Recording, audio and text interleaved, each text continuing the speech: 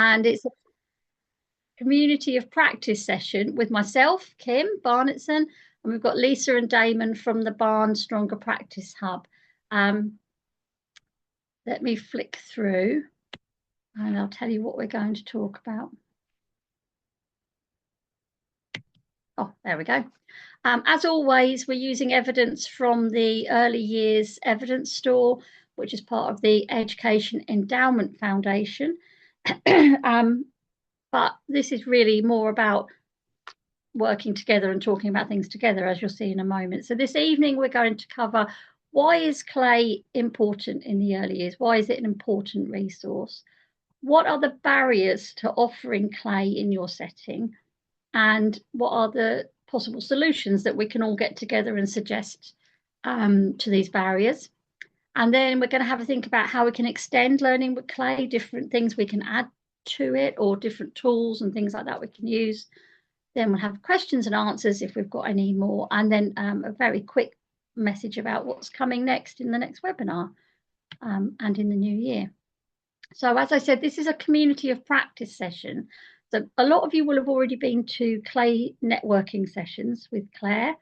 And if you have, this is a good way of feeding back your experiences of working with clay in your setting, and things you've found that have worked, things that you've struggled with, ideas you've come up with that other people might not have thought about. And then we can all sort of learn from each other and share best practice. So please feel free to join in. And because we haven't got the Slido working, I'm afraid you have to just use the comment box, or just unmute yourself and just shout out. I'm quite happy for you to do that because that's the whole point. And I really welcome any of that feedback from anyone. I'm sure you don't want to all just sit here listening to me talking for an hour about clay. So please share anything or ask anything. Just jump in and say whatever it is.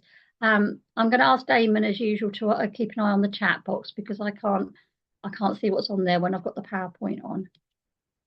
So let's have a think. Why clay? Well, clay is a natural resource. It's sustainable, it's non-toxic, and it's long-lasting. So it's really good value for money if you think of it in that way. For humans, it's a sort of a natural thing for us to gravitate towards using clay. We're attracted to it and drawn to its ability to be manipulated. This picture is one of the Anthony Gormley exhibition, which was on at the Colchester First Sight Gallery a few years ago.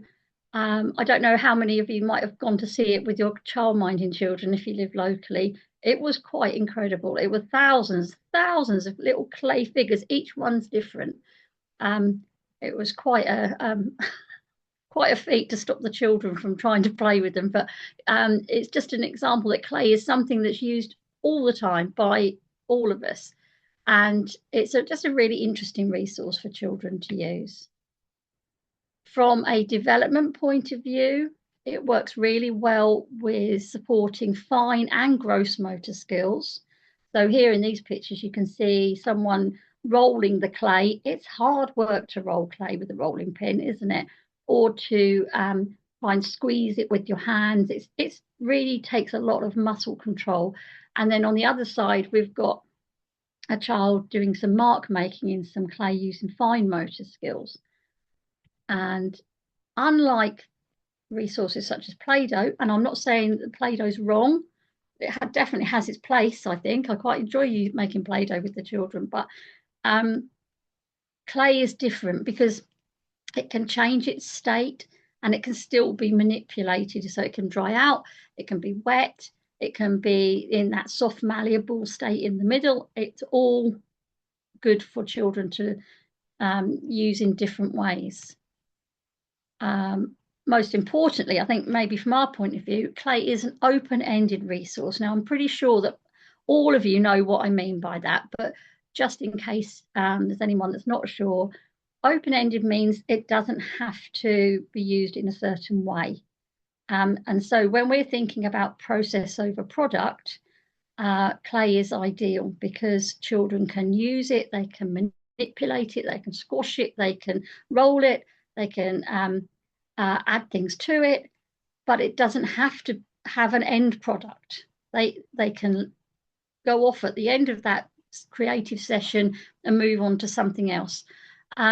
Although I have to say, at our beer church session last week, we had a natural resources session, and some of the older children that were there decorated the tops of pumpkins with clay and loose parts, feathers and sticks and things, and they were amazing. But the really important thing to remember there is that that's up to the child. It's not an adult saying, now we're going to make a clay pot, now we're going to make a clay figure, whatever it is. It's not up to us, it's up to the child. So it's open-ended. Children are able to use their critical thinking and creative skills. And because it's open-ended and they're not being told that they have to use it in a certain way, they have agency and ownership over their creation. And that is a really good way to give children confidence in their ideas and knowing that they can try something. If it doesn't work out, they can try a different way. It's completely up to them how it's going to work. And when we're looking from a research point of view, research indicates a positive correlation between play-based learning and later positive outcomes for children. And from a practitioner's point of view, subtle scaffolding by practitioners has been shown to have a positive impact on children's self-regulation, because they're less likely to get frustrated because someone's there to support that process that they're struggling with. I'll give you an example. Today we were using clay and I had 3 2-year-olds, and we have a sort of little coffee table that we use for that type of thing. And they were all standing and I was just sitting next to them and I was playing with my own little bit of clay and we were just talking about it. And one of the little ones really wanted to make a ball but couldn't remember the action required to do it. They were trying but couldn't quite understand. They're only very young. It's hard for them to do it sometimes, isn't it? And so I was able to support that child to remember how to make a ball with the clay. And we had so much fun because we ended up talking about, well, they bounce. It looks like a ball. Does it bounce like a ball? So we were splatting them on the table. And of course, they don't bounce. They just splat, which they thought was really funny. Made all sorts of funny sounds to go alongside. But that sort of subtle scaffolding really supports that child to be able to come to an understanding of the process without all the frustration that goes along with it. So this is where all of you come in now. What are the barriers to using clay? We know it's a really good resource to have in our settings. I have on the next slide, I've sort of preempted what I think some of the answers might be. But please just either unmute yourself and shout it out, or pop something in the chat box. Why are there reasons that you can't or struggle to offer clay? And let's have a couple of reasons, and then we'll all try and answer and support each other and try and come up with solutions. Because Helen's put the little ones try to eat it. Yeah.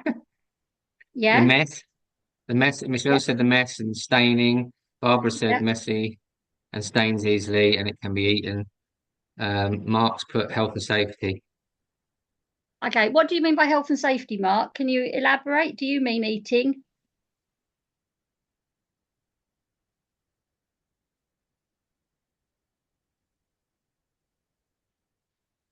I'm going to probably assume.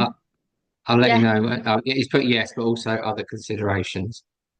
Oh, okay. I'd be interested to know what those other considerations are, because it might be something that I've missed. Mark, do you feel able to just unmute yourself and you can just tell us what you mean? That might be an easier way to do it.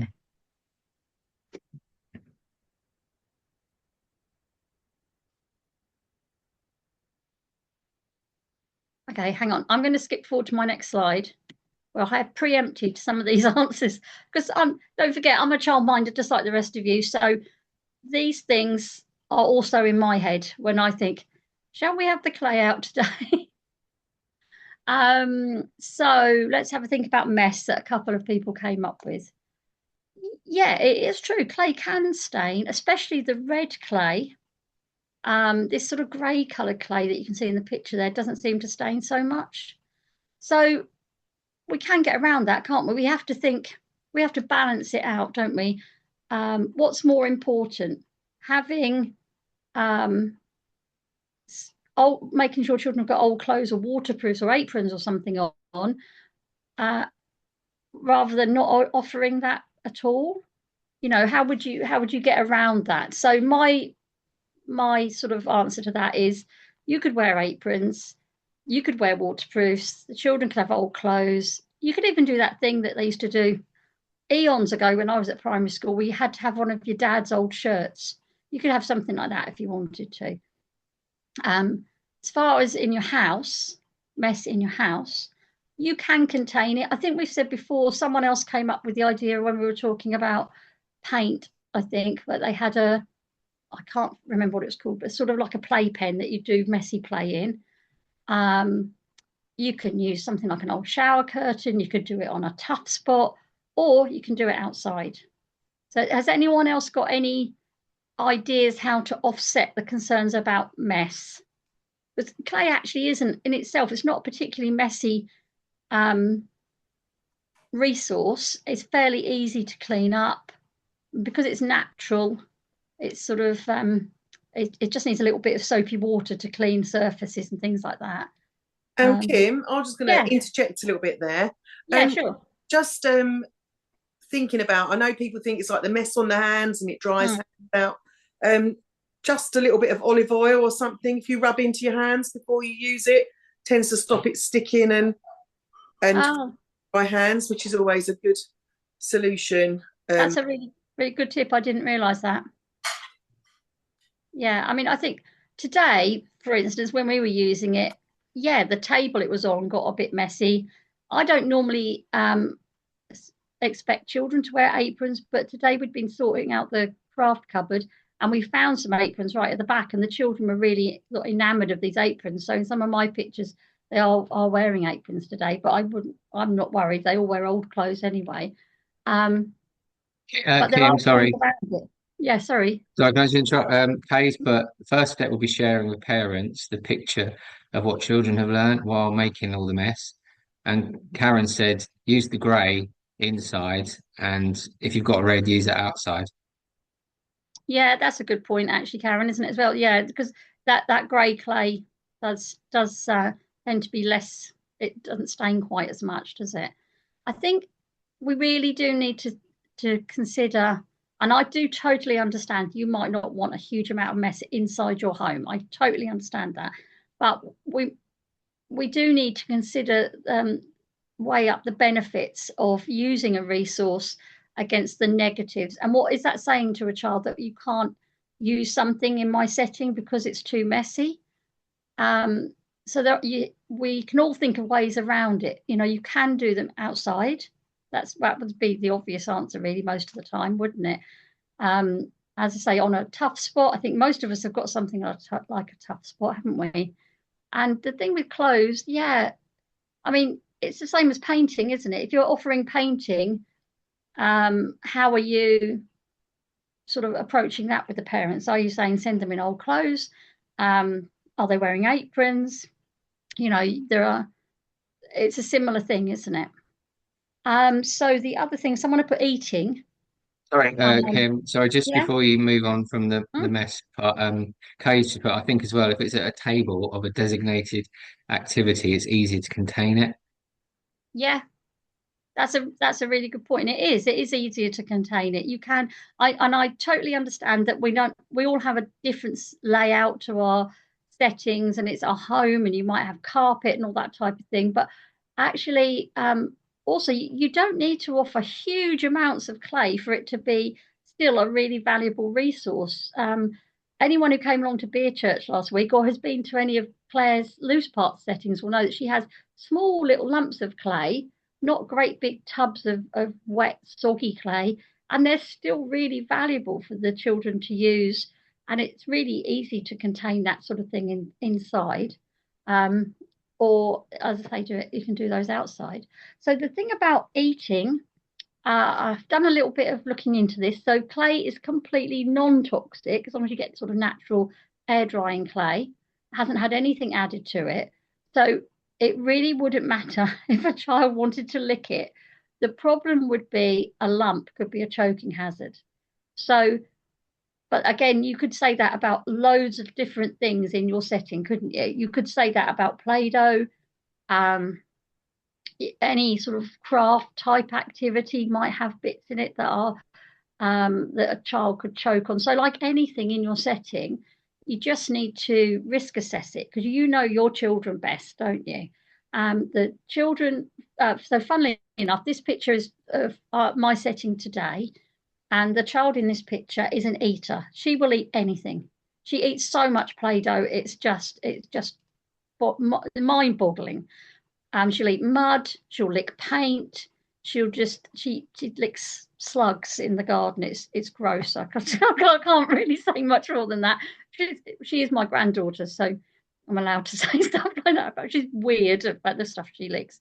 But today she went straight for the clay, tried to lick it, and didn't like that texture in her mouth. So that was just one lick, and then she was done. So unless you've got a child who is completely immune to all of that and will just still try and eat it, you just need to risk assess how you're offering it. Maybe think about offering it when the baby's having a nap time. Or I've put a couple as a solution, maybe team up with another childminder, get together and do it as a larger activity so that it's easier to keep an eye on the little ones. Or if you've got a crawling baby, maybe offer it on a tough spot or a table so it's for the older children, and then you've just got to watch out for bits on the floor.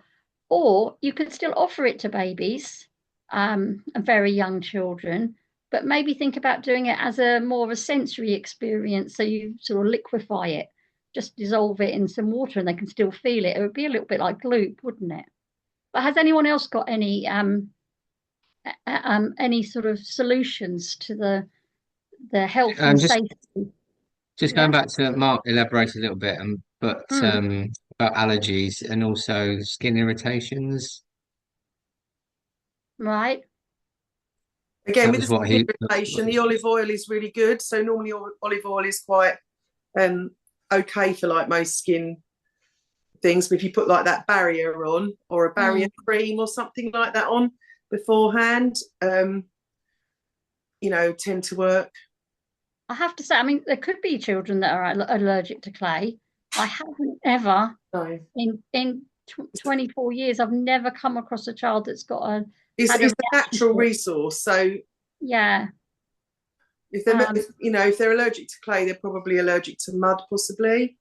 Yeah. You probably wouldn't know until they actually touched it, and if anything happened, they're probably more likely to be allergic to Play-Doh with the wheat or something, I would think.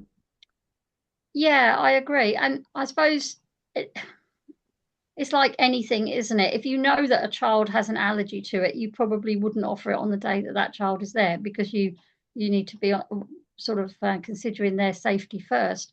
I also have never come across a child that's had a skin irritation from clay because, as Lisa says, it's basically just it's very similar to just mud, isn't it? But if anyone has, please let me know, and please give me some suggestions on how you dealt with that. It's just not something that I've ever come across at all. Clay that's sold in the UK is non-toxic as long as you get clay that doesn't have anything added to it. So some clay has fibers added to it to help it stick together and sort of for making pots and that type of thing. But if you just buy a lump of clay, or in one of the pictures a little bit further back, the child was doing some mark making. That's one of Katie's pictures. And that was clay that had just been dug out of the ground because where Katie lives, her soil is clay soil. So you can dig out lumps of clay and use them from the ground. So in that case, it's no different really to using mud, is it? But has anyone put anything in the chat about that, Damon? Yeah, sorry, not specifically about that, but a couple of people have put about where to buy it from and the cost of it can be an issue. And yeah, someone else has asked whereabouts do you buy your clay? Right. So I've got. Oh, sorry. Carry on, And Damien. then Barbara said, "Is the white air dry clay non-toxic?" But I think that you're talking about clay that's not the air dry type, aren't you? That's the more natural clay. It's just the natural clay. You would need to check on I would say something that's been manufactured, Barbara, might not be non-toxic. You would just need to check on the packaging for that. So cost is one of the things that I thought was going to be a possible barrier. So the last bag of clay I bought, 12.5 kilogram bag of clay, which is a big old lump of clay, was £18. That was from Amazon. You can sometimes get it cheaper. You can sometimes buy it in bulk, so you could also club together with other people and divide it up. But that anyone who's been to Pete Morehouse's sessions on clay, he tells you how to make it last for a long time. So you can keep it and just you keep it moist. So you've got it in a bag, and when you finish playing with it, you lump it all back into the bag, poke a few holes in it, and then pour some water on, and then do the bag up, and that keeps it moist and soft and malleable, and it will last for months. This bag I've got now that we were using today, I must have had for a year. So actually, it's gradually getting worn away. There's probably half a bag left, but £18 over a year is pretty good going, I think, for a resource. I understand it's a lot to pay out straight away. At one of our last community of practice sessions, we were talking or discussing the idea about whether children take something home when they've made it or whether they don't. And Pete was saying, and I think Lisa said as well, that with them, you've got a lot of children, you put all your clay back in and then you reuse it. You might just take a picture of something the child has made. This is completely up to you. So I don't mind children taking things home. One of the things that was taken home today was a small world figure of a princess covered in lumps of clay with other things stuck into the clay. So you couldn't see her at all. She was completely enveloped in the clay. It was quite an interesting process, actually. And this child had taken that home. I know that in a couple of days he will have forgotten about that. He just wanted to take it home and show it to his mum. So his mum's going to, in a couple of days, take the clay off and send the toy back. But you don't have to do that. That's just me in my setting. I don't mind doing that. So I don't mind that £18 worth of clay gradually disappearing over the course of a year. I don't know. I think £18 actually is fairly good value for something that can last quite so long. The other sorry, Kay has mentioned. She said, I think as well. Oh no, sorry. Hold on, get my that. Hold on. Kay, so do you use the DAS clay? I'm not familiar with that type. But... Well, the one I've got at the moment, I've just gone for the cheapest, which is, I think DAS is a fairly expensive, and it's a smaller block, isn't it? I think, Kay. I can't see why you wouldn't want to use it. It's nice stuff, but I just go for the cheaper one because, like today, we were using it to paint and to poke sticks in, and we had conkers and we were hiding conkers inside clay. It doesn't need to be expensive clay. And actually, the one I've got came in a plastic bag, which was handy. And I think the DAS one comes in a foil packet, doesn't it? It's completely up to you. I just go for the cheapest with most of these things. I just look on Amazon, I see which is the cheapest that day, and that's the one I buy. So the price on here was the price I looked up last week. So yeah, it's quite a big bag of clay. It's heavy. You were talking about the mess. Yeah. I remember that in a previous session we talked about someone suggested something called a crafty pot. That's it. Thank you, Lorna. That's the thing I was thinking of, which I thought was like a playpen. Yeah, it's called crafty pod. I'll put it in the chat, but I just want to explain what it was. Thanks, Lorna. That's brilliant. That was the thing I was trying to think of. It's like a pop-up playpen, hexagonal shaped thing, isn't it? That you can do. It sort of just contains whatever you want to contain inside. That's it, doesn't correct. it? So yeah. You could either actually put the little ones in there, and you know that your babies are in a safe environment and aren't going to be crawling around eating clay while you're doing clay with the older children, maybe. Or you could reverse it and do the clay in the crafty pod, couldn't you? Thank you for that, Lorna. I'm glad you remember these things, Lorna. You've got a very good memory for all this sort of stuff. So the other thing I thought people might have come up with as a barrier was space, but no one has. So, but I was just going to say there, clay doesn't need to be large. Those small little lumps are still interesting. If you've got loose parts out, why not put little blobs of clay there as well? Because it enables them to sort of join loose parts together, doesn't it? Helen's had a good idea. She said alternative to a crafty pod, just buy a cheap paddling pole and put them in that. Brilliant. Which would work with clay, wouldn't it? Yeah, definitely. So, I mean, I didn't have any babies with me today when I was doing this clay session. As I say, they're all 2-year-olds. But actually, hardly any of it went on the floor. A little bit where it was wet got splashed on the floor. I haven't got a carpet. It's the hard floor in there. So it was really no problem to clean it up at all afterwards. It really didn't take very much time. And actually, the children cleaned the table for me. They got sprayed the table down. Sorry, on that note, Karen said she always has a washing up bowl of warm water close by for the children to use when they want, which would help with that, wouldn't it? Really good idea. Yeah. Actually, some of you might know that we're building a sort of an art cabin in our garden, and I will show you when it's done. But we've got this amazing thing called a happy tap that is like a portable sink. And it was only, I think it was £50, but it means that I haven't got to lug water backwards and forwards to the art cabin for hand washing. I'll show you in case anyone's interested in that, because if you've got a lot of outdoor play, that might be something that you're interested in. Can I just ask, is the water warm, or is it still, if it's winter, it's still cold? What, in the happy tap? Yeah. Well, we haven't used it yet because it's not ready yet, but I guess I will put warm water in the morning. The place it's going in is insulated and heated, so it won't be freezing cold. Yeah. Right, okay. But I guess it's meant to be used outside. It's actually something that's been developed for countries where there aren't hand washing facilities for hygiene reasons. And I just saw it and thought, oh, that's exactly what I'm looking for. So yeah, I think you're right about that. Just a bowl of water. Let's just keep it simple. A bowl of soapy water nearby with a really old towel that you don't care if it gets messy.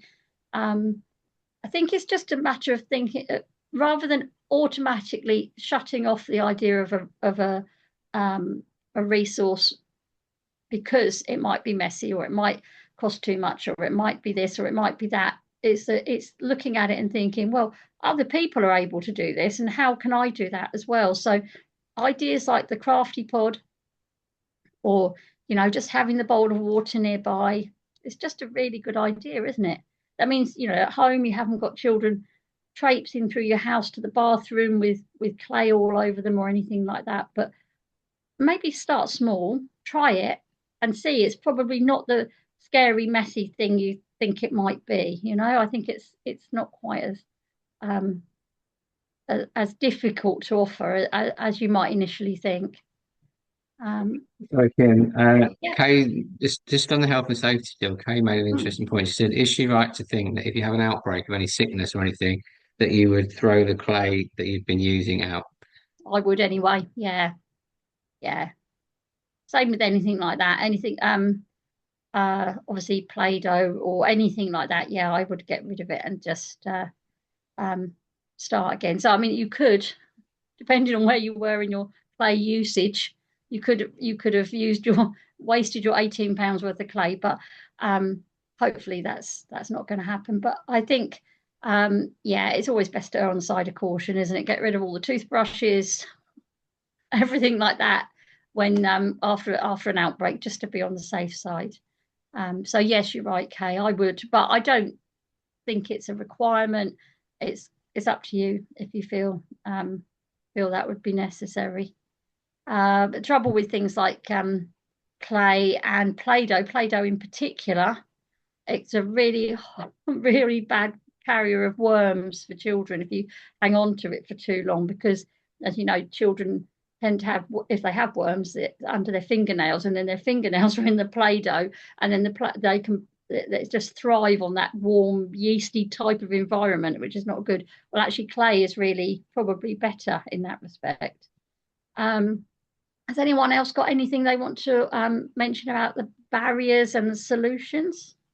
Well, there's a couple of things. Kay has had a look at the craft pond. She had a cheaper alternative, which is exactly the same, would be a small pet playpen, and they're 10 to 15 pound, which is a good bargain.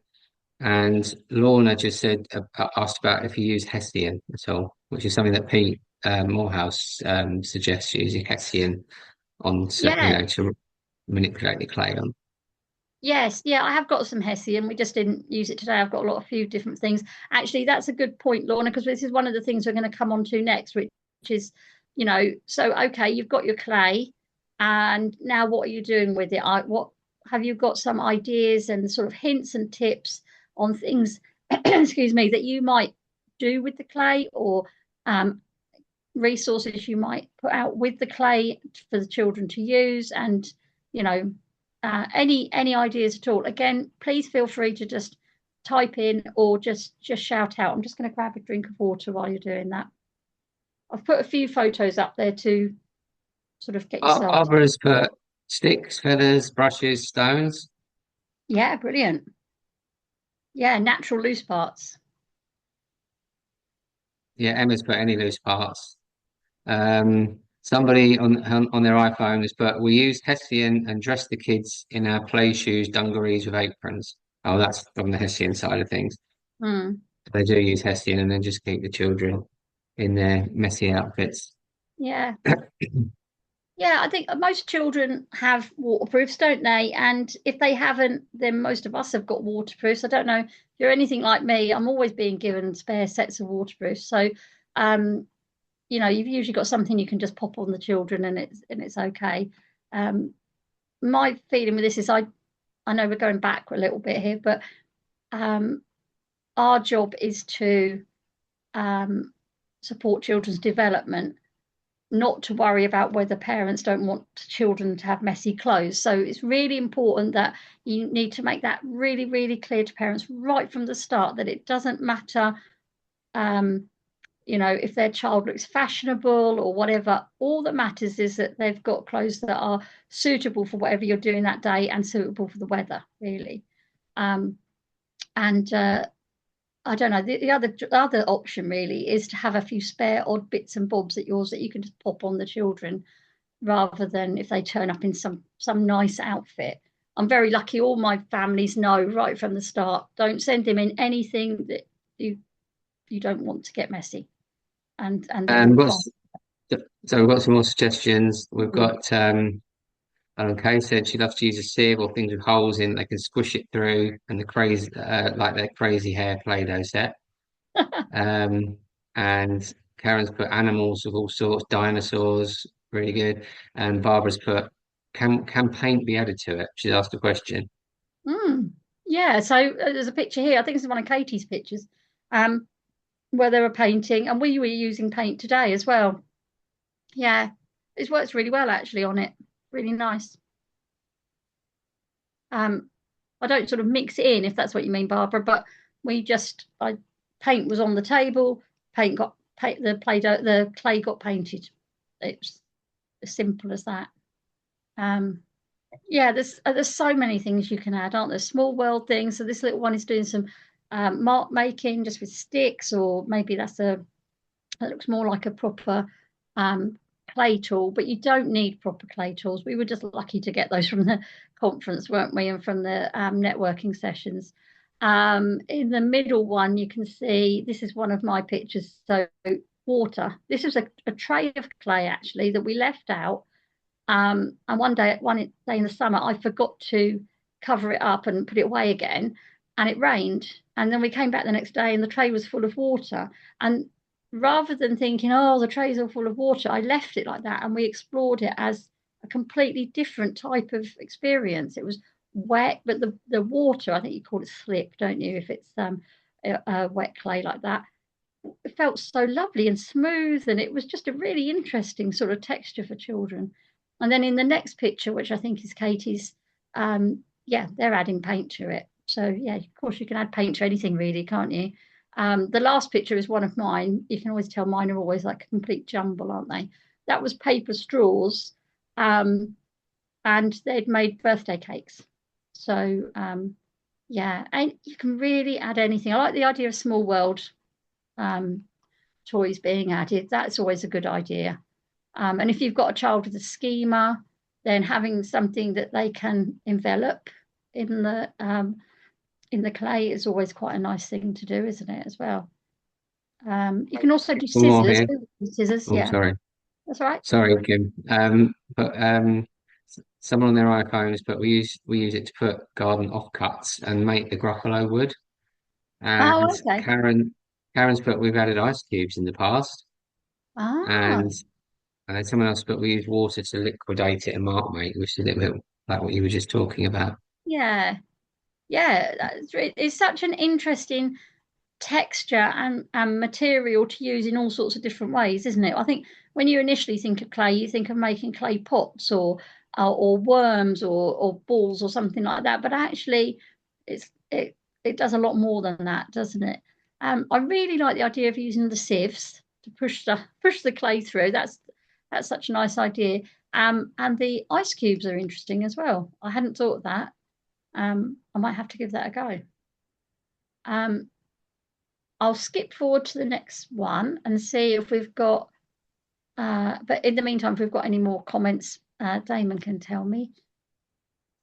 So actually, these are some pictures that Karen sent in today, and one of the end is Joe. I need to do a quick thank you, actually. I forgot to say at the beginning, big thank you to Joe, Karen,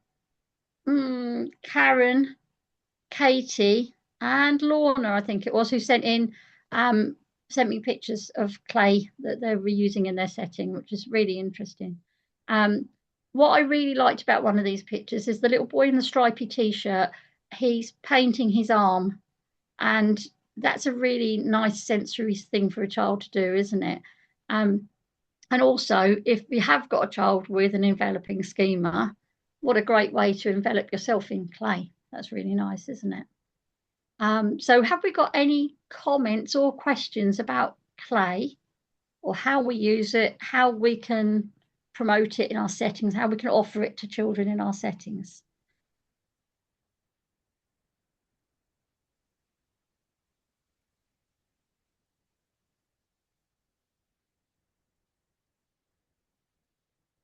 Nothing yet? Mm. I think we've covered quite a lot of the questions, haven't we?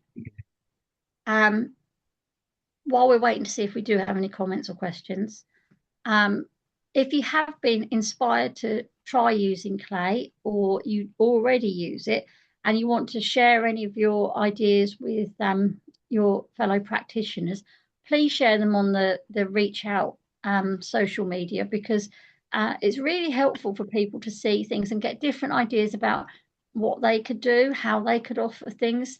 Like this child in the corner here is one of Karen's pictures, and they've got small well toys, but look at the small amount of clay there. He hasn't got a huge area of clay. It's not going to get spread all over the place. It's a small amount, but he's making footprints in the clay with the dragon, isn't he? So that's a form of mark making as well, isn't it? So it doesn't have to be this full on paint your whole body, cover the whole house in clay. It can just be offering small lumps like that. And I would suggest if you are a little bit concerned about mess on the children's clothes or mess in your house or anything like that, then why not start small? Just offer a small little lump of clay with some small well toys like that. Try one of these sort of activities or setups or invitations like this and see how it works. See what works for you in your setting. I would still be interested to know if anyone has come across a child with an allergy to clay, because I know you can have an allergy to virtually anything, can't you? And if so, how did you deal with that? I guess they could wear gloves. That would be one option. So our next There's a couple of comments coming in. That's fine. Yeah, Kim. So Helen's put, it's given me lots of ideas to work with. iPhone 6 has said, how do we share it on Reach Out? I would say the best thing to do is to go follow us on our Facebook page, and then from there you can join our community of practice. There's a few questions you have to ask, and then you'll be allowed to join. That's probably the best thing to do. Barbara's put she's thinking of going out in the garden tomorrow with some clay. So thanks for all the brilliant ideas. Make sure you wrap up, Barbara. It's going to be cold tomorrow. It's gonna be. And Karen's put she thinks she loves it so much that she wasn't allowed it as a child because of all the mess. Oh, And actually, Karen, and that's yeah. Go on. that says it all, really, isn't it? About how Yeah. lucky the children are that they're going to be able to explore this. And Caroline's put, I've never thought about reusing clay. I just thought it was a one-time use resource, letting it air dry. I think as long as you get the right clay, the clay Mm, that the potter, that people who actually make pottery, as long as you get that, then you can reuse it lots of times. Like as you said about putting the holes in it and pour some water in the holes and wrap it mm. up airtight, it lasts for ages. Um, and that's it at the moment. And iPhone 6, I've tried to join. If you iPhone 6, if you email me, if you reply to the link that I sent you, if you email me, and then I'll find the link and I'll send it to you, if that's all right. Yeah, thanks, Damon. It's really helpful if people can share anything like that on the community of practice group, isn't it? Because I know I've sometimes I look on there and I come away with ideas and think, oh, I hadn't even thought to try it that way. Why haven't I tried that before? And I do it. And Karen's idea with the ice cubes is a brilliant idea. I don't think Barbara will need to try to make ice cubes because it'll be cold enough for us tomorrow. Natural ice. Actually, isn't that fantastic? I love going out in the garden and something's frozen and the kids pick up the ice. It's brilliant. But actually, what you were saying, Karen, I think is similar to when we were talking about maths last week or the week before, that a lot of the way we offer things to children is based on our own experiences as either children or young adults ourselves. And it's sometimes quite hard to realize that that's the thing that's holding us back, isn't it? And as Karen said, I'm it was similar for me as a child that mess was something we weren't allowed, and actually, I do think you have to just sort of try and think around it. Why am I saying no? Why am I saying no to this? And how can I do it maybe in a way that works for me and works for the children and offer it to them? I would definitely say if you're at networking sessions, whoever's running your network session, so if it's me at Beer Church or it's Soph and the other ladies and Jane at Stanway or whoever it is, why not say we'd like some clay at the next session? And we can bring some clay along, can't we? We can always do that. We can always add clay to whatever else it is we're doing that day. So yeah, I think it's really helpful to do it, and it's probably helpful to do it as a group, and then you get ideas from everyone else, don't you? Okay, so next month is our last webinar before Christmas, and it's going to be sort of at the beginning of December, and it's going to be about how to do Christmas, but let's do it in a meaningful and child-led way, in the way that all these other webinars have been. So trying to avoid that conveyor belt of non-stop Christmas crafts that put us under a lot of pressure and put the children under a lot of pressure, and take a step back from that and think, why am I doing this, and how can I recognize a special time of year in maybe a more meaningful way, a way that's a bit more in the slow pedagogy type of way of not rushing through the season, but stepping back and having a chance to sort of enjoy it and absorb it naturally. And in the new year, I know we've said before in the last couple of sessions, Lisa and I are going to have a webinar where it's really going to be a sort of discussion with all of us about how to support strong emotions, and I would say / behavior in young children. So if you've got some scenarios that you'd like to share with us, obviously don't use the children's real names. If you could send them in, if you can email them to Damon, and then we can have a look at them and pick out one or two. We've had a couple already, but there've been ones that we've have needed more sort of instant support. If we can have one or two that we can talk about in on that evening, because we keep getting feedback that you want support about children's behaviour, but it's such a wide scope, a wide area, that in the space of an hour we just couldn't cover it all. So we felt the best way was to do a couple of sort of scenarios, and then we can talk about how you would support a child in a particular scenario, or what sort of actions you can take, or what different things you can try. So please send those in if you've got anything at all that you would like to share with us like that, and we can have a look and pick out one or two that will be helpful for all of us, hopefully. And we can all share some best practice on behaviour management. I'm not really crazy about that phrase, behaviour management, but I think we're all familiar with what it means. But supporting strong emotions in children, I think, is probably what we mean. Okay. Have we got any other comments on there, Damon? I've just put. Oh, sorry. Can I just say, I just put on the feedback link and to get a certificate, because then I'll have your email address of everyone who's attended. That's in the chat now. And what I'll do when I get all those, when I email, I haven't done the link yet for your next meeting, Kim, but I'll put it on the email so that everyone can see it. Well, hopefully won't miss it. And I'll just one more thing that Karen said, which is nice addition. If the clay does dry completely, you can use it as chalk as a mark making tool. You Oh, get I two for didn't know one. that. Karen, you're like a hub of information about clay. I didn't know that at all, but actually that makes sense, doesn't it? If it does dry out completely. But I was just going to say that I often take clay out when we go into the woods, right, and use it for making impressions on trees, or we might make a face and add, bits of. yeah. So yeah, taking it with you is quite a good, especially if you're going out somewhere that's got lots of natural resources. Oh, that's a great idea. Yeah, I can see that. You could push it up against on a tree, can't you? And get the I mean, impression of people the leave bark. them on trees. Yeah. People actually leave them on trees because they're all natural. Hmm. And the other thing that actually comes from you. So I have a pasta machine. All right. And the clay through that is fabulous. But I Yeah. also, after watching, I think you mentioned it, one that makes like spaghetti. Yeah. And the children really love that. They some of them that like the sort of technology of turning things, Yeah. and yeah, so those have been both really good.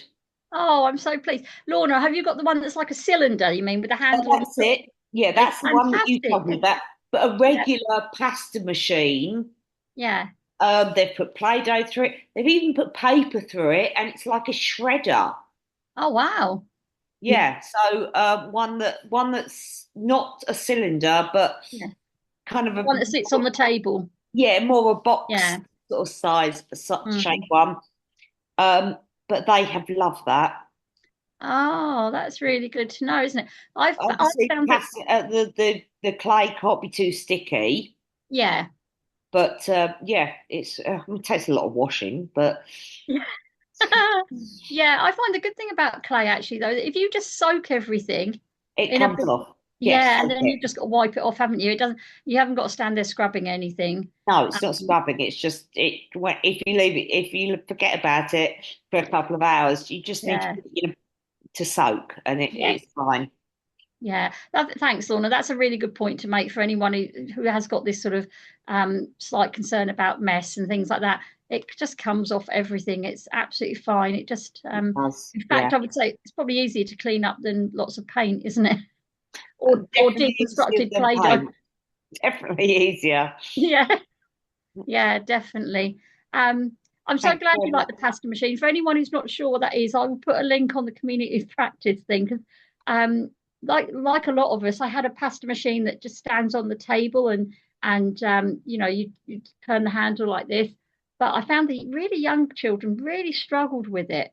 And then I saw this amazing pasta machine It's just a cylinder. You put your Play-Doh or whatever you're using in the top. One of you holds the handle, usually an adult, because you've got to hold it quite still.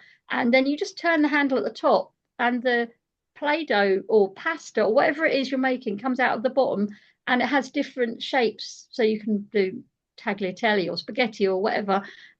It's just lovely. And you can get really long, can't you, Lorna? Really long strings of this stuff. And children can cut it and you can keep twisting it. And oh, it's just lovely. Just lovely. Mine think it's hair. They always think they're cutting hair. Yes. I don't know why, but it's like a hairdresser. It is, but it is a little bit like long hair, isn't it? It's very satisfying. It's one of the best resources I've got, I think. Yeah. And very easy to clean. There's really only 3 pieces, and you just take it apart. I just stick it in the dishwasher, and it sort of washes up. Thank you for that, Lorna. I'll put a link to it so people can see where I got it, and I'll also put a link to the most recent clay that I bought, and then you can, in case anyone's interested in that. Thank you, everyone, for a really, really lovely interactive session. I'm so sorry about the Slido because we had such really good interaction with the Slido, but Slido didn't like us this week. And have fun with clay. I'm really looking forward to seeing some pictures of you using clay and how you're trying it out, different things you're doing. Actually, with the air drying clay, you could, if children are making something, although we don't really want to work in that process over product way is how we're thinking. But if they do have a product, if you're left with a little lump of clay that's dried out, why not put it out next time you're painting and then let them paint it, or put it out with glue or anything like that, and let the children use that as well. So you're still getting your full money's worth and your full play value out of that clay material, aren't you? And I will see you in a couple of weeks to talk all about Christmas. Don't start any Christmas crafts until you've done the webinar. And then you won't need to do any Christmas crafts. Okay, I think we've finished. Oh, we've still got a couple of minutes to go. I'm happy to chat about anything if anyone needs to ask anything. You've had lots and lots of thank yous on here, Kim. You're very welcome. Saying how useful it is. And I think Cherie kind of sums it up. She's a very, very informative group chat. Clay is often overlooked. So thank you very much. Oh, you're welcome, Cherie. And I agree. Yeah. Sums it up, doesn't it? So, but yeah, lots of thank yous.